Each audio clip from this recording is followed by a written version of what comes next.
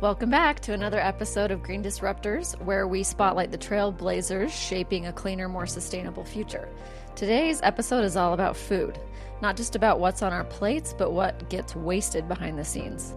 I'm joined by Jessica Regan, founder of FoodMesh, a Canadian company on a mission to eliminate food waste by connecting surplus food with those who need it most. With a background in impact strategy and entrepreneurship, Jessica has built a powerful digital platform that's rescuing over 1 million meals a month while helping businesses, charities, and municipalities create smarter, more sustainable food systems. Get ready to rethink what you know about food waste, business innovation, and social impact. This podcast is brought to you by Mountaintop Social Marketing, a growth partner for companies in green tech. Enjoy this episode. All right, here we go again. Hi, Jessica. Morning.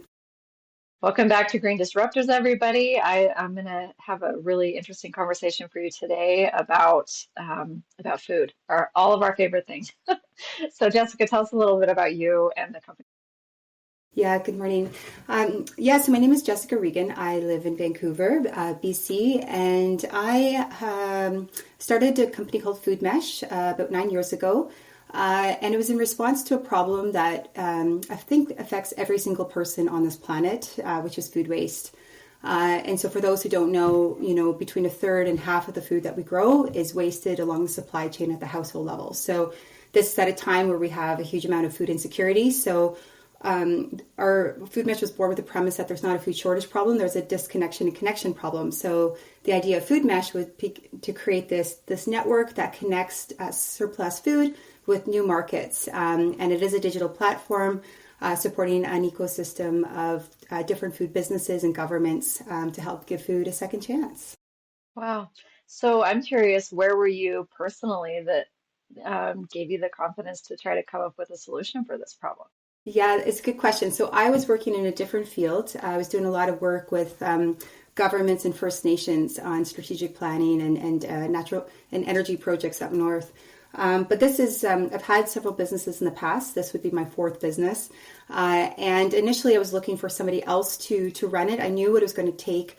And the idea was that, like I said, there's such an enormous problem with food waste. And when my friend of mine had a compost company, he sent me pictures of trailer loads of product. It was avocados and onions, and it was perfectly edible food, but it was too ripe for retail. And even he rejected it because of the stickers that were going to clog up the machine. So it ended up in the landfill. Every once in a while you learn certain facts, almost inconvenient, that you just can't shake off. Yeah. And so I really started to do the research over about a year, and I realized that this is something that I did want to tackle.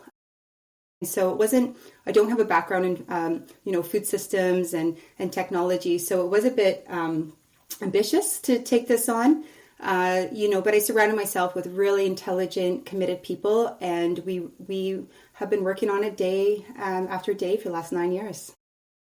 Crazy. That's amazing.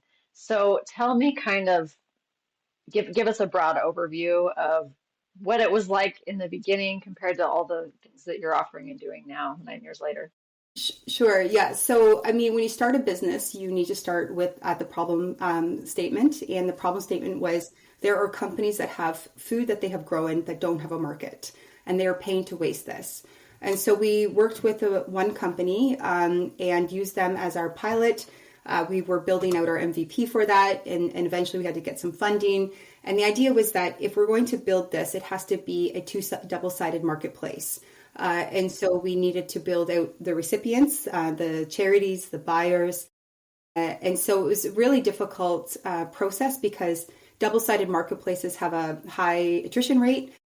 Then you're working in the food space, then you're working in the food waste space. So the odds were kind of stacked against us. But like I said, we were pretty resilient and persistent, and we just continued to troubleshoot every different barrier that came our way. So, and then 9 years later, like how smoothly are things running, and like how big have you gotten? Yeah, I've been really blessed, I guess you could say, by the amount of people that rally around you. When I feel like, I've been working in the impact space for nearly 20 years. I've helped businesses become B Corp certified and really blend the heart of a nonprofit and the mind of a business, that impact social enterprise space. And so I really find that if you're focused on something that is solving a problem for other people, people do rally. And, now we are at a stage where we have a network of 2,500 organizations. We're working with businesses, governments across the spectrum, from local municipalities to provincial, regional. And we are, we're rescuing about 1 million meals a month right now in terms of the impact that we're doing. And maybe just to kind of back up, ultimately what we do is we do three things. We create matches. We're like a digital matchmaker for excess food at the supply chain. We manage it, so we make sure it's done safely, reliably, so that the grocery store knows that someone's going to pick it up. And then we measure it. So we have a huge data play where we are tracking that product, which we can go into detail about why the data is really important, both for the business and other stakeholders. But what we do is we build little networks around all of the food waste generators. For example, a grocery store. Every day they shrink out product that is nearing best before dates. That food is still edible, it's just not saleable. And so every day we organize charities, pre-vetted charities, to pick up that food on a daily basis, and they rescue that and then distribute it to their clients that are facing food insecurity. That's for the edible product. And then for the inedible product, we have other outlets such as farmers, zoos, reptile. There's all these kind of, unique outlets for this product. And it's based on the premise that food is not waste. Waste only occurs when there's no end user for it. And that's what we're seeking to solve. That's a good new definition. Waste is no end user, instead of just, this isn't pretty enough for us, so we have to throw it in the landfill. So I would love to kind of zoom in on like the singular level to see like, okay, so give me a product journey. Like, I mean, you kind of laid it out, but do you have any like really specific examples? Sure. Yeah. So maybe I'll zone in on our retailer program, because that's the one where, like I said, it's excellent because it gives a steady supply of product for a network of end users. So initially we started with up the supply chain at wholesale, and we built a B2B marketplace to sell or donate that product. But what we found when we went to market was that it was volatile and unpredictable. That's not good for, recipients because they can't plan. It's not good for a business owner because I need to make payroll and I need consistency. Yeah. And so luckily I had, experience before starting this, and I know how to build good business models. And I know that predictable subscription-based revenue and anything that provides predictability and certainty is good for everybody. You know what your MR is. With the grocery store, we piloted with a particular banner. They gave us 3 stores and said, here are the requirements for success. It's got to be reliable. It can't add more work to our stores. And they gave me all these different requirements. And so we did a pilot. We got some grant funding to kickstart it. And we were able to achieve all of those milestones for that grocery banner. And then they continued to give us more and more stores. And now we've rolled it out across all of their different markets, I think around 160 stores for that one particular customer.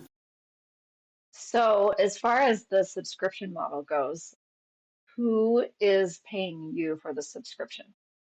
Yeah, great question. So because the grocery store typically pays to get rid of that product, and that product, like I said, doesn't need to end up in waste streams. So we replace that with our fee. So we offer a management fee to manage their decentralized network of charities and farmers across all of their local markets. So whether it's a rural community up north or in the cities, and then we do a revenue share with our charities. And this is actually really important and core to our model. And the reason is kind of twofold primarily. One is all of the charities that pick up enter what they pick up into our app. And so what this does is it confirms service confirmation. So we know that somebody has done the job, they picked up on their scheduled day. And so they get between $4 and I think it's $37, depending on if it's weekend and what they're picking up. And so that allows to have predictable revenue for them. so that, they can pay for their drivers and they're not competing for the same limited grant pool that the other nonprofits are competing for. So it alleviates that pressure point and gives them predictable revenue. And so those are the kind of the two main reasons why we do that. And so, we charge a monthly subscription for every grocery store that we manage. And so is this typically comparable to what they would have been paying waste services before? Is it lower? Like how easy is that sell? Yeah, another good question. So typically we try to either be net neutral or offer cost savings. And so we would work with their, their facilities manager to make sure they're right sizing and things of that nature. So it's not just coordinating their donations; it's also looking at their entire program and making sure that, like I said, they're adjusting things on their end to realize those cost savings. Okay, very cool. So, I mean, in the beginning, you had those pilot projects, and I'm sure that at this point you do have a lot of word of mouth. So, where are you at in terms of continued growth and scaling right now? Yeah, great question. So because we have an ecosystem, like I said, on both sides, our growth is not so linear. We're like I mentioned, we're starting to work with municipalities. We're working even with an agricultural credit union that finances, it's a national account. We're also building software for the food banks because they also need to create more harmonized reporting for their governance and their funders. So the growth that we've had is quite multifaceted, which also creates a bit of resilience and stickiness, right? Because you're starting to serve the different users of the network so that they become more reliant on that platform. And so our customer segments is quite diversified, but we still stick to our core offering, which is match, manage, measure. So just diving into the measurement piece, the data that we're collecting is becoming such high fidelity, and it's best in class in terms of what the data is being collected from other markets, even in the US. So because we work with the charities and get this third party, we have very high fidelity data, which is really interesting to governments who don't have a lens into the IC&I sector, which is businesses up the supply chain. So municipalities have a problem. They have zero waste commitments and all of these, but they don't really know what businesses are doing because they're not obligated to report that data.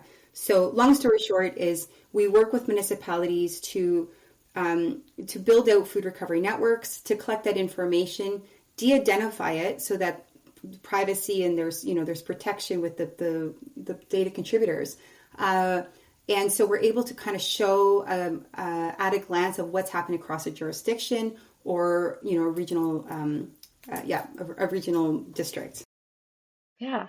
Okay. I could totally see how necessary that is. And you noticed a huge gap there in what they had available to them. That's pretty cool.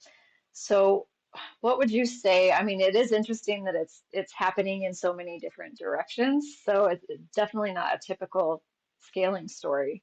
So what would be maybe one of the biggest challenges to doing it this way? So the challenges have changed over time. Sure. I would say that the challenges right now, again, continue to be businesses that still it's status quo and inertia. I would say is by far the biggest challenge because a lot of people don't see waste as a problem. They see it as a cost of doing business. And they accept the fact that 4% of their total inventory is not going to be sold. And they just assume that the waste cost is status quo. Factor that into their expenses. So I'm sure it's hard for people to become the first adopter of something like this. So if they see their buddy doing it, they're much more likely. That's interesting. Yeah, how broadly are people aware that you're a solution that exists? I mean, you've been around long enough that you probably have a name for yourself at this point. Yeah, exactly. I mean, a lot, especially with these larger retailers, in the States and in other countries. So the first one is having that leadership. So businesses that set those, those targets of 50% reduction or whatever it might be, then it kind of filters down to the operator saying, oh, okay, I need to do something. I'm being told by leadership. So we are starting to see that in the last couple of years. then, it's risky to invest in a startup. If you have a large enterprise and you've got, 2,000 stores across, the US, you don't want to invest in a company that, could become insolvent. So, the fact that we've passed that, crossed the chasm and we're past we're a stable operator.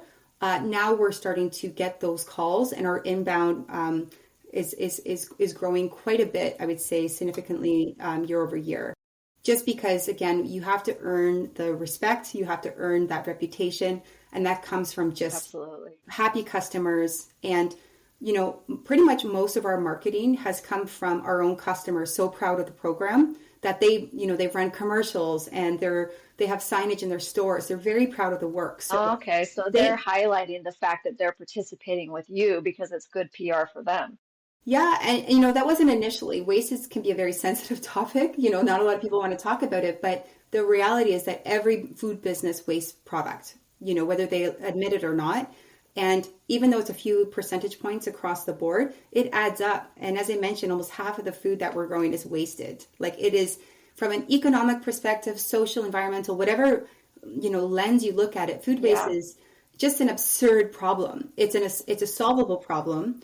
But it exists prolifically across the globe in every business you can imagine. So now that people are, I do find there's a shift. It's a positive shift, but we just really need them to act on it, not just kind of, talk about it. Yeah, ooh, I think that's a good kind of angle to focus on for a minute is, what is the difference between, I think when someone is deciding to individually take a climate action, like putting solar panels on their roof or something, those decisions can be pretty emotional. But when it comes to businesses, it's a lot more pragmatic. So like showing them the cost savings, like in theory, that should work. But what are you finding as far as the tones of those conversations and what's actually pushing people over the line? Yeah, it's a great question. So with enterprise sales, complex sales, there's different buyers and they care about different things. You talk to the CFO, that it's all about the bottom line. It either has to make money or save money. At the end of the day, it's got to fit on the P&L statement. It's very black and white, which is great. Yes. Then you work with corporate affairs. They care about the marketing, the brand reputation, the risk, all the what ifs that you have to reassure. And so, it's harder to get these businesses, but once you start working with them, like I said, the impact and it's really worth it. So it's worth going after these bigger fish, but it is harder. And you just have to be able to speak to each of the stakeholders, their fears and what their goals are as part of their job or their mandate. Well, and the longer you've been doing it, I would hope the easier it gets because you know what those fears are because you've heard them time and time again. And so you can package your solution into those statements, Totally. Yeah. Oh gosh, sometimes I just blank out. This is the time where I delete my whole sentence. Okay, so what's next in the coming year? Like, is there anything you're specifically focused on? Yeah, great question. So, we have a few different divisions with our company. We just acquired the rights to this campaign called Love Food, Hate Waste. This really helps us in the prevention space because, we work with, there's a kind of a hierarchy of food waste. There's prevention, feed humans, feed animals, then compost. So we've kind of always sat in the like feed animals and feed humans, but we've never been working in the prevention space. So I'm super excited. We just launched it this year and we're working with cities and governments to focus on the household food waste because 62% of the waste that's from the household level is avoidable. They're estimating about $2,000 per household per year is going to groceries that we don't use. So with rising that's prices, more relevant than ever. Yeah. So this is an area that we've started this year and it's growing quite well. I'm super excited about that.